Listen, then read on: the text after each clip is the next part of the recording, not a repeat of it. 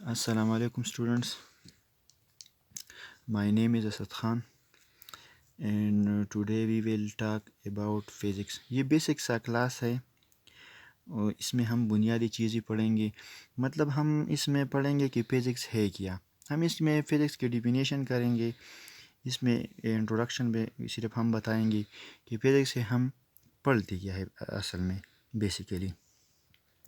तो सबसे पहले हम फ़िज़िक्स की डिफिनेशन करेंगे कि the branch of science which deals with the study of matter, energy and their mutual relationship।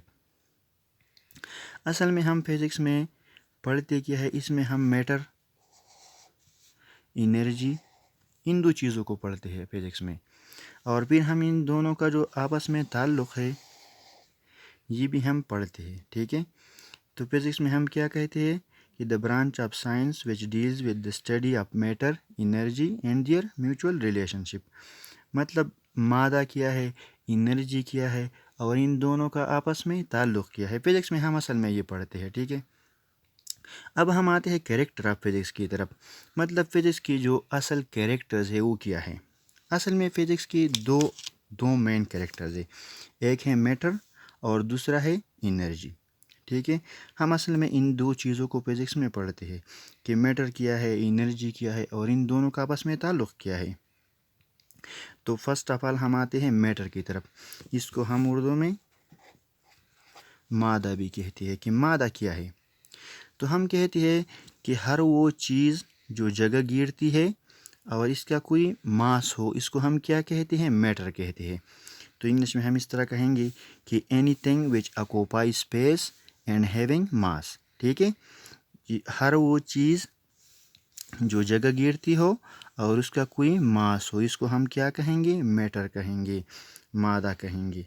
अब जो मादा है, ये जो यूनिवर्स है, इसमें हर चीज़ जो जगह घेरती है और इसका कोई मास हो, इस मास रखती हो, ठीक है, तो क्या होता है, मादा होती है। लेकिन उसमें ये डिफरेंट स्टेट्स में होते हैं मादा के डिफरेंट स्टेट्स या मैटर के जो डिफरेंट स्टेट्स है वो क्या कहते हैं, किस स्टेट्स में होते हैं मादा। या तो ये सॉलिड स्टेट में होगा, ठीक है, या ये लिक्विड स्टेट में होगा, या ये गैसियस स्टेट में होगा, या प्लाज्मा स्टेट में होगा। ठीक है, इन 4 स्टेट्स में मैटर होता है। ठीक है, इन फॉर्म्स में होता है।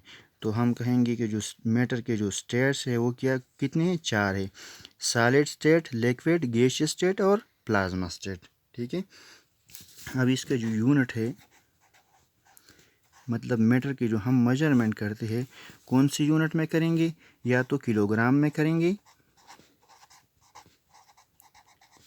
और या किस में करेंगे, मोल में। ठीक है, मेजरमेंट ये जो मादा हम लेते हैं इसका जो मेजरमेंट हम करेंगे या किलोग्राम में करेंगे या मोल में करेंगे। ये किस चीज़ पे डिपेंड करेगा, स्टेट ऑफ मैटर पे डिपेंड करेगा। मतलब अगर हम सॉलिड स्टेट की बात करते हैं, उसका जो हम मेजरमेंट करेंगे तो किस चीज़ में करेंगे, किलोग्राम्स में। अब अगर हम सब्सटेंसेस लेते हैं तो उसमें फिर हम किस चीज़ में मेजरमेंट करते हैं, मोल्स में। ठीक है, अब आते हैं एनर्जी की तरफ। अब हम कहेंगे कि एनर्जी क्या है। ये फिज़िक्स का दूसरा मेन कैरेक्टर है। इसका डिफिनेशन हम इस तरह करते हैं कि the ability of a body to do work. अगर किसी जिस्म में, किसी बॉडी में काम करने का सलाहियत मौजूद है, काम करने की कैपेसिटी मौजूद है, तो हम कहेंगे कि इस बॉडी में एनर्जी है। ठीक है, एनर्जी को हम उर्दू में क्या कहते हैं, तवानाई। ठीक है, तो हम कहते हैं कि किसी जिस्म की या किसी बॉडी की काम करने की सलाहियत को हम क्या कहते हैं, एनर्जी। और इसका जो यूनिट है वो क्या है, जूल। ये हम किस यूनिट की बात कर रहे हैं, SI यूनिट की बात कर रहे हैं। ठीक है, इसका जो सिस्टम इंटरनेशनल, ये हम बाद में पढ़ेंगे कि सिस्टम इंटरनेशनल है क्या, लेकिन इसका जो यूनिट है, SI यूनिट, वो क्या है, जूल है। ठीक है, अब हम आते हैं बेसिक टाइप्स ऑफ एनर्जी, कि एनर्जी की जो बेसिक बुनियादी अक़साम है वो क्या है। तो पहला है काइनेटिक एनर्जी। काइनेटिक एनर्जी को, इसको हम इस तरह डिफ़ाइन करेंगे कि the energy of a body due to its motion is called kinetic energy. मतलब किसी बॉडी में जो ये एनर्जी होती है, जो इसकी हरकत की वजह से होती है, उस एनर्जी को हम क्या कहेंगे? Kinetic energy. ठीक है, जो हरकत की वजह से जो एनर्जी होती है, इसका जो मैथमेटिकल फॉर्म है वो होगा 1/2 mv²। ठीक है, इसका ये जो मैथमेटिकल फॉर्म है काइनेटिक एनर्जी का, वो क्या है? हाफ mv² या 1/2 mv²। m हमारे पास क्या है? मास है उस बॉडी की जिसकी हम एनर्जी की बात कर रहे हैं, और v क्या है? v इसकी वेलोसिटी है। ठीक है, अब हम कहेंगे कि अगर मास तो ज़ीरो नहीं हो सकती किसी बॉडी की, अब अगर किसी बॉडी की वेलोसिटी क्या है? ज़ीरो है, तो हमारे पास उसकी काइनेटिक एनर्जी क्या हो जाएगी? ये हो जाएगी 1/2 m और 0²। ठीक है, तो इसकी सारी काइनेटिक एनर्जी क्या होगी? ज़ीरो।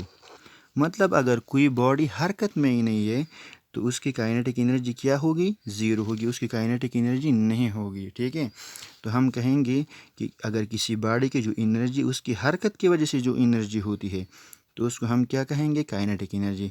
इसके एग्जाम्पल ये है कि अगर एक गाड़ी अपनी जगह पे खड़ी है तो उसकी काइनेटिक एनर्जी तो ज़ीरो होगी, क्योंकि उसमें तो मोशन नहीं है। अब अगर वो गाड़ी हरकत में है, मोशन में है, तो उसमें काम करने की सलाहियत होगी, मतलब उसमें एनर्जी होगी। और ये एनर्जी किस चीज़ की वजह से है? मोशन की वजह से है, हरकत की वजह से है। तो उस एनर्जी को हम क्या कहते हैं फिर? Kinetic energy. काइनेटिक एनर्जी का जो अब अगर एनर्जी का जो दूसरा वो टाइप है, वो हमारे पास है पोटेंशियल एनर्जी। इसकी डिफिनीशन हम इस तरह करेंगे कि the energy of a body due to its position. अगर पोजीशन की वजह से जो एनर्जी बॉडी में आएगी उसको हम क्या कहते हैं? Potential energy. पोजीशन से हमारा मतलब क्या होता है? हाइट होता है। ठीक है, जनरली। अब अगर हम देखिए, अगर ये सरफेस ऑफ द अर्थ है, ज़मीन की सतह है ये, उस पर अगर एक बॉडी इस तरह पड़ी हुई है, ठीक है, तो अब हम ज़ाहिर बात है कि ये तो रेस्ट में है। अगर रेस्ट में है तो इसकी काइनेटिक एनर्जी क्या होगी? ज़ीरो होगी। ठीक है, अब अगर इस बॉडी को हम अपनी जगह से इस तरह ऊपर लेके जा रहे हैं अगेंस्ट द ग्रेविटी, ठीक है, इसको अगर हम ऊपर लेके जाएंगे तो क्या करेंगे? इस पे वर्क करेंगे, काम करेंगे। ठीक है, अब ये वर्क इस बॉडी में ये तो कुछ हाइट भी कवर करेगा। ये काम अब इस बॉडी में किस फॉर्म में स्टोर होगा? एनर्जी की फॉर्म में स्टोर होगा, और इस एनर्जी को हमें अब क्या कहेंगे? Potential energy. ये बॉडी में स्टोर हो जाएगी ये एनर्जी। अब अगर ये बॉडी वापस ज़मीन पे जाएगी तो इसमें क्या होगी? एनर्जी होगी, मतलब इसमें काम करने की सलाहियत क्या होगी? मौजूद होगी। अब अगर नीचे यहाँ पे हम ग्लास रखेंगे, मतलब शीशा रखेंगे ग्लास, तो ये बॉडी इसको तोड़ सकती है, मतलब इसमें एनर्जी है। अब अगर ये नीचे जाएगी तो हमें आवाज़ आएगी, साउंड होगी। ठीक है, तो हम कहते हैं कि इसमें एनर्जी जो स्टोर होगी इसकी पोजीशन की वजह से, इस एनर्जी को हम फिर क्या कहते हैं? Potential energy. और पोटेंशियल एनर्जी का जो मैथमेटिकल फॉर्म है वो हमारे पास क्या होगा? mgh। m क्या है? ये उस बॉडी का मास है। जी हमारे पास ग्रेविटेशनल एक्सेलरेशन है, और h क्या है? हाइट है। हाइट कहाँ से? ये सरफेस ऑफ द अर्थ से जो ऊपर बढ़ी जाएगी, तो इसमें ये तो कोई हाइट भी अटेंड करेगी ना, तो उस हाइट को हम ये h कहते हैं। ठीक है, अब हम कहते हैं कि अगर एक body surface of the earth पे पड़ी है तो इसमें इसकी हाइट क्या होगी? ज़ीरो होगी। अगर हम इसको ज़ीरो पुट करेंगे हाइट को, तो पोटेंशियल एनर्जी हमारे पास क्या बनेगी? mg/0। तो पूरी पोटेंशियल एनर्जी क्या होगी? ज़ीरो होगी। इसका मतलब है कि अगर एक बॉडी ज़मीन की सतह पर पड़ी हुई है और उसमें कोई हाइट नहीं है तो उसकी एनर्जी क्या होगी? ज़ीरो होगी। अब हम आते हैं तीसरी कैरेक्टर की तरफ।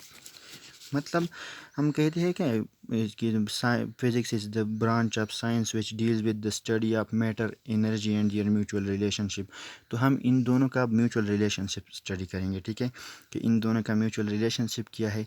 इस म्यूचुअल रिलेशनशिप का मतलब है कि this mean that matter and energy are interconvertible. Interconvertible का मतलब है कि मैटर को हम एनर्जी में कन्वर्ट कर सकते हैं, और उस एनर्जी को वापस हम किस चीज़ में कन्वर्ट कर सकते हैं? मैटर में कन्वर्ट कर सकते हैं। ये हम डिटेल में पढ़ेंगे बाद में। अब सिर्फ चूँकि इंट्रोडक्टरी क्लास है तो इसमें सिर्फ हम बेसिक पढ़ेंगे। और ये जो मैटर और एनर्जी का रिलेशनशिप है इसको आइंस्टाइन की एक फेमस इक्वेशन से हम इसको करेंगे। ये E = mc², ठीक है। ये आइंस्टाइन का मास एनर्जी इक्वेशन है, मास एनर्जी इक्वेशन। ये आइंस्टाइन का बहुत फेमस इक्वेशन है। ये फिर हम रिलेटिविटी में पढ़ेंगे बाद में। तो इसका मतलब है कि mass and energy are interconvertible, कि मतलब मास को हम एनर्जी में कन्वर्ट कर सकते हैं और एनर्जी को मास में वापस कन्वर्ट कर सकते हैं। तो ये था हमारा आज का जो बेसिक क्लास था, सिर्फ फिज़िक्स की डिफिनीशन के बारे में, और बाद में हम इसको डिटेल में पढ़ेंगे। Thank you.